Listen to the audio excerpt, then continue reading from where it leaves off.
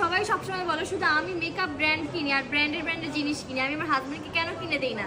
তো গাইস দেখো আজকে আমি ব্র্যান্ডের দোকানে চলে আসছি আমার হাজবেন্ডের জন্য ব্যাগ নিতে, তাও আবার অ্যালদো থেকে।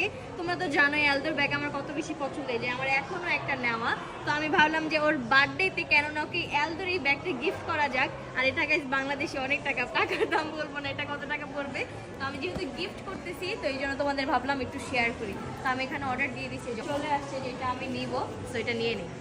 রাকিবের জন্য যে ব্যাগটা নিচ্ছি ওইটা বাংলা টাকায় কত টাকা হয় সেটা আমি বলবো না, বাট এইখানের বাত হিসাবে অলমোস্ট 4000 বাত এই ব্যাগটার প্রাইস। তোমরা গেস করতে থাকো যে আসলে এই ব্যাগটার প্রাইস বাংলাদেশে কত টাকা, সবাই কমেন্ট করে জানাবা।